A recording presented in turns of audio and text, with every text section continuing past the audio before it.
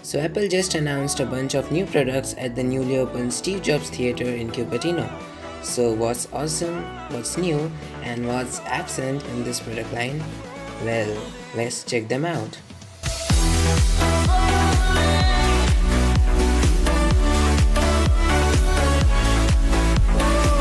Okay, so first is iPhone XS and its big brother iPhone XS Max. The S here stands for speed. So these two are basically refined versions of the last year's iPhone X, sporting the same A12 Bionic chip but this time being 7nm instead of 10nm. Apple claims XS to be about 30% faster than the iPhone X. The XS and the XS Max sport a 5.8 and 6.5 inch Super AMOLED display with 4K HDR10 support, which is quite similar to the iPhone X. Except for the new gold color of the XS, there isn't much on the outside to be distinguished from the X. It has the same Face ID, though a bit faster and accurate. No fingerprint sensor, no headphone jack. The cameras are mostly the same, but the XS and the XS Max sport dual cameras on the back with more or less same specs as the last year's. We have a 12 megapixel primary lens of f1.8 aperture and a telephoto lens with f2.4. Both are optically stabilized, and with A12 Bionic Chip and neural network engines, the XS camera will be comparable if not better than the X. What's new in here is that you can now adjust the focal depth effects after the snap, just like on the Galaxy flagships, which is good. Oh, and the XS Max now supports dual SIM, which is also great. Welcome to 2018 Apple. Now let's talk about the XR. It's still unclear what R stands for, maybe robust, reincarnation, radiance, rich, I don't know. So the XR has a 6.1 inch LCD display.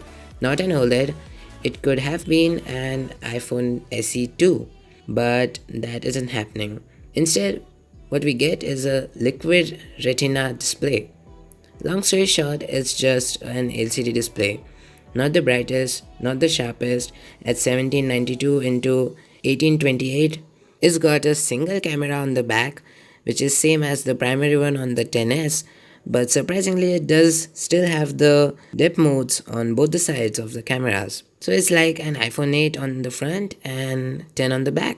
I'd say the XR was made for those die-hard Apple fans who can't live on to anything without the 1/4 eaten Apple stuck to it.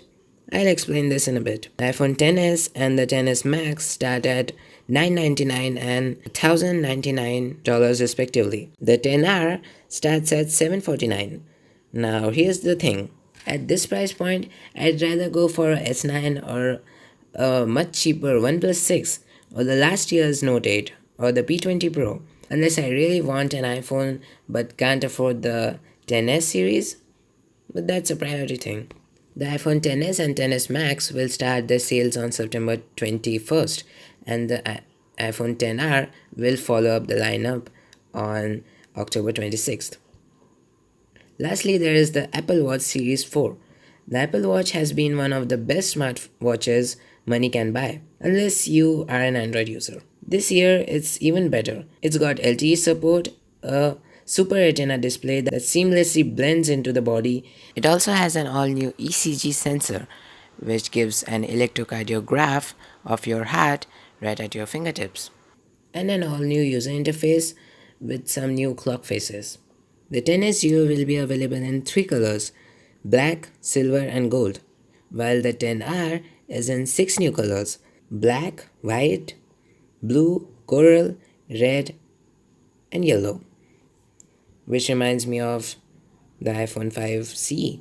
So until the next time, and until Apple realizes that it was enough not to include a fast charger in the box of the iPhone X, that they even decided not to include the Lightning to 3.5mm adapter in the box of the iPhone XS and XR.